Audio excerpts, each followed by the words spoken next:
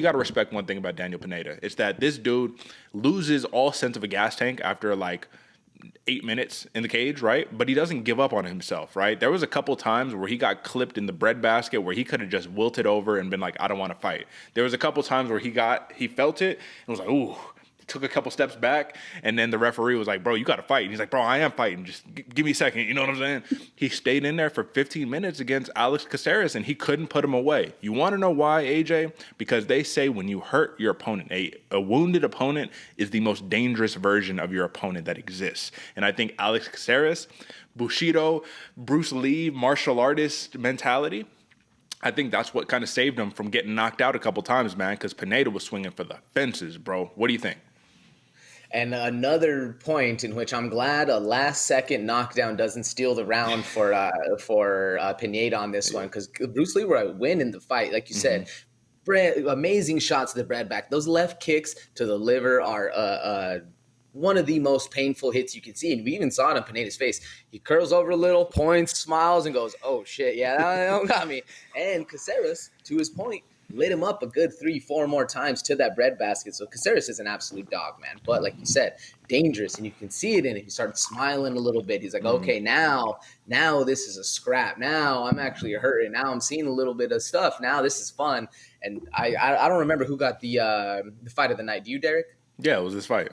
Okay, I was gonna say this one didn't get it. This is absolute. That's the one robbery of the night right there. But no, I'm glad this one did, because even when hurt, there were still moments where Pineda had Caceres in danger, and that's what made this a fun fight, man. Well, that's the thing. I thought he was most in danger when he was the most hurt, because he was throwing those big right hands, and Caceres was trying to find that entry point of like, okay, I can't rush in now, but I have to be strategic about, kind of pinpointing my shots. And that's the thing, is Caceres has never really been this big knockout guy, right? He's been a pitter-patter, touch you in the right spots, and then break you down methodically. Given that he couldn't do that to Pineda here, it was super duper impressive. Because I think when we had showed it before, man, Pineda's not a decision guy. He's winning by finish and he's losing by finish. And this one, going 15 minutes at this stage of his career, I just felt like this was a don't count me out type spot right here. Now, let's talk about the other aspect of it, man. Alex Caceres is a really, really skillful fighter, bro. And now that he's picked up back on a winning streak, I think that we need to answer the question that he was kind of posing before the fight. And he was saying, you guys just don't believe in me. I'm going to go out there and I'm going to do it again. Y'all don't believe in me. I said this fight was a little handcrafted to be in favor of Bruce Leroy, but if we're going to kind of continue going up the rankings, man, we got to think about who he's going to fight next, because the people in front of him right now: 14, Edson Barbosa; 13, Danny Ige; 12, Sadiq Youssef; 11, Bryce Mitchell; and 10, Movsar Evloev. I don't want to see him fight any of those guys, bro. If I want to see him fight somebody, I mean, I guess maybe Edson Barbosa. But aside from that, bro, is Alex Caceres the top 15 gatekeeper right now, or is the UFC going to start giving him some opportunities to really start climbing?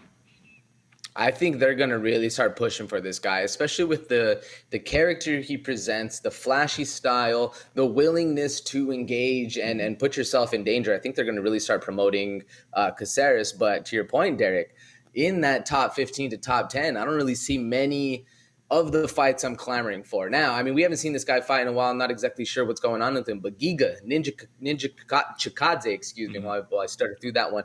That would be a fun fight. The kicks that those dudes present, that's a kind of a kickboxing match that just because I'm, it's the strike. I would love to see that. But you're right. You put him against a Bryce Mitchell. In the Edson Barbosa one's going to be fun as well. Sadiq Youssef.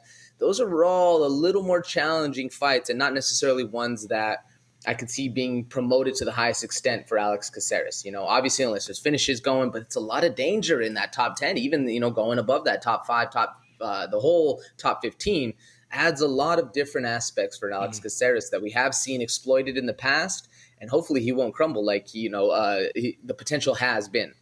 Yeah, the tough part about it is that I think Alex Caceres is a very high-risk, low-reward fighter in terms of if you're matched up against him. You don't really get much if you beat him, but if you lose to him, it's like, he's a very skillful opponent.